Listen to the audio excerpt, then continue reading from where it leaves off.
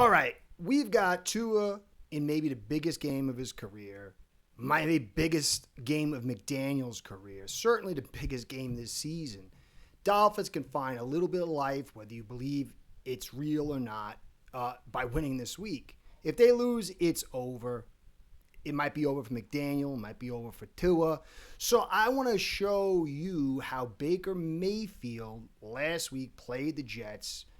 Some tying stats to kind of give you an overview of his performance, because Baker and Tua are in similar grade. I like Baker better. I've always liked Baker better. Not saying he's super better, although in one area I think he is. But these two quarterbacks are system quarterbacks. You could see Mayfield was rejected by Cleveland for Watson. I think just imagine looking all your life for a quarterback. You have him, draft him in the first round, you let him go. That's bad. And then he went to San Fran and the Panthers, and neither one of them wanted him. He went to Tampa, and he has been doing phenomenal. He doesn't have super elite skills. If you were to compare him, Tua gets the ball out faster.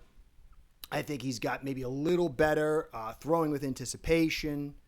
But then he's got the injury history. And there's the clutch aspect, where Baker hasn't really been injured much at all. He's got more movement skills. I think he's got more of a I know he's got a slightly better ability to take on the outs than Tua. And his clutch, his intestinal fortitude is much higher than Tua's. But generally speaking, there is a proximity between the two, despite the display. So I'm going to get into it here. Last week, Baker had a 29-27 win over the Jets. Take 7 points off. There was a pick six for a touchdown. So the offense put 22 points on. Now, they ran the football, and this is the last podcast I did, which didn't get much juice, but for years I was telling people the league has moved to a running league, and people said I was crazy. And I think it's proven out, but that was a great set of information that I put together to show clearly this league has moved way more to a pass-balanced running offense. Not giving up the throw game, all throw games taking a deep dive. But more importantly, that podcast showed the attempts is a huge factor. And the teams over the last 3 years that are in the bottom 10 of attempts, losing more than winning, and the top 10 teams in attempts is like 80% chance you have a winning record. Attempts plays a huge part. So last week they ran the ball 34 times for 122 yards, 3.6 average, but Baker added 44, and his movement skills was a big piece of the puzzle. And Tua, he's going to have to add some of that. And we don't know if he can, but he's going to have to. But when you take away Baker's 44, White ran the football for 2.4 yards, Irving 2.6. But they continued to run the football. And 15 of their 34 plays were between the tackles. They had 12 to the left end for only 28, 2.3. And to the right end, 2 for 12 for 6. So this Jets team has flaws, the defense. But they got some guys that can stop these short plays or these wide plays, the screens and the wide plays.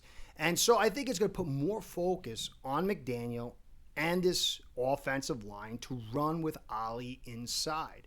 Now, a really continuing great aspect about the parity between Baker last week and Tua this week is both offensive lines were not good. Last week, the Bucs, they had Barton, who's a center, playing tackle. They had Chuck Heck, who stinks. Mayfield struggled under a lot of pressure because the offensive line wasn't so good, and that's why they ran the football.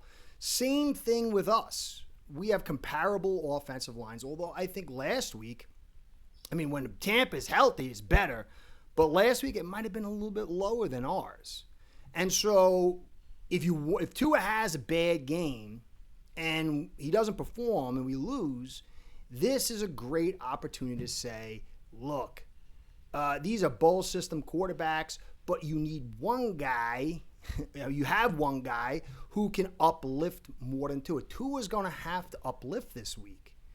And you can get on him, depending on how it plays out, or maybe support him a little bit more if he does the right things.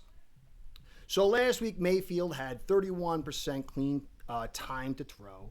I've been using that number a lot, but I found a way to kind of make it more clear, taking out the screens and giving an average mean time for those clean time to throws. So his clean time to throw overall is 2.06. But overall, if you take out the screens, and they threw a lot of screens, they threw 22% screens, a lot of screens, and 22% play action. It was 2.58 seconds. He was blitzed 40 times, only 28% pressure, 0.6 pressure. So they blitzed a lot more to get less pressure. So despite the offensive line not being good, the way this thing was called and schemed up, they were able to offset the blitz, and Baker took advantage of it. And that's something Tua is going to have to do. So if you look at his game, the game plan from Tampa last week, 54.5% of the passes were 9 yards or less. And a lot of the league is starting to go to this. The deep plays are starting to get pulled off the table here for a reason. 24%, 10 to 19 yards.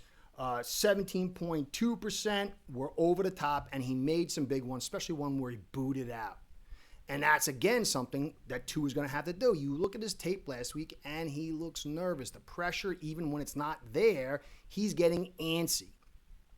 It will be huge for him to handle the pressure this week. Now, Mayfield had 3 big-time throws and 1 turnover-worthy play, which was a fumble. Tua was going to have to make a few plays. He's going to have to make some big-time throws.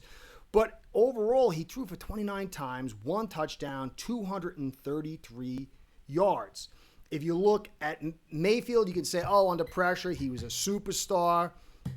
But he had a 95 PFF rating when he was clean. When there was problems and the pressure was on, it was only 53. So he is more clutch, I think. He's more resilient. But ultimately, he wasn't super duper. So let's take a look at this graphic. And you can see here, this was Tua last week with 13 throws. Mayfield on the right with 14 throws. You see the first little bar, 1.42 seconds. That was the screen throws. Mayfield's was 1.5, quicker screen throws. Overall time to throw, when you take that out, was 2.50 for Tua and 2.58 for Mayfield. The overall clean time to throw was 2.06, or I'll say 2.16 for Tua and 2.0 for Mayfield. But the key is that during the clean time to throw, it was about 0.8, 0.10 a second. So it's relatively close, but Mayfield did have some more time. So overall, last week, Tua was blitzed 26%, 42% pressure. Some of that was on Tua. A lot of it wasn't.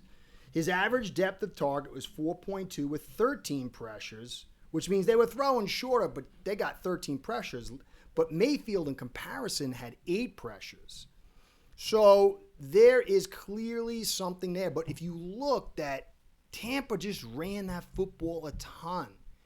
And that helps to export some of the pressure. It keeps the defense off balance. And when you look, Jets in week 1 played the Steelers. They only ran 20 times, and that defense was really on Rodgers. But then the following week, the Bills ran 43 times. They had 224 yards, 5.2 on the ground. Conversely, I guess I should have said, the Steelers ran 20 times for 53 yards, 2.6, but they made sure they ran anyway, but not nearly at effect. And the Jets were blown out by the Bills. More reasons than that, but that's a piece of the puzzle. And as I said, this week, 34 times. The Dolphins will need to run the football between 28 and 32 times, or they're going to tee off. They've got a very good offensive line. They struggle a little bit, their linebacker group. They just traded for a cornerback from the Titans. They got Sauce and some other guys. You can't let that front tee off. And the run game tires them out, moves the game along, and it can work well with the play action. So the Dolphins, really, if they want to win and you want to see McDaniel call a good game, he's got to run that football. He's going to have to throw short because that's kind of been the recipe. But then Tua is going to have to make his plays. If McDaniel does his part, the run game does its part, and it's not some kind of total debacle with this offensive line, then that falls on, obviously, the defense. The defense has to play their part. They can't give up lots of plays and touchdowns. And Tyrod can make plays. He can get on the move. And so if Tua has that framework, it would be the exact framework for Mayfield, and it will be a great testing ground for Tua. He's going to have to play with more intestinal fortitude. He's going to have to get on the move a little bit. He's going to have to make a few plays. And so really, I think ultimately, I'm not sure if he can do it.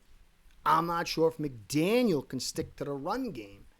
And I guess if McDaniel doesn't, everyone will linger on Tua, but these two guys are joined at the hips. And we've got an Ollie Gordon who he picked up. And if McDaniel doesn't use him, I think you've got to split this both ways. If McDaniel does his part and Tua doesn't, then we can move that focus directly on Tua. And I think it's fair. That's why I watched that game with the Bucs and the Jets 2 or 3 times. And it says to me that it's Tua's time this week. We'll see. I still don't think the kid's garbage.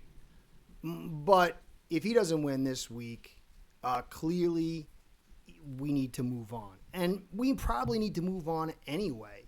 The injury problem is going to linger unless he stays healthy this year. Maybe we can. But even among fans, I'm tired of arguing with fans about Tua being great and Tua being bad or worst.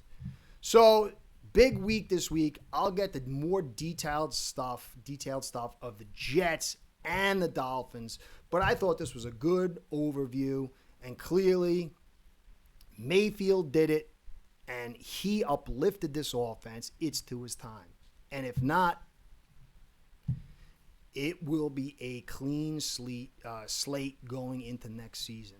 Anyway, Curtis saying, be well, go Fins. Curtis out. Start building your own online sports book today by getting signed up with aceperhead.com service that'll allow you to book action on sports from all around the world.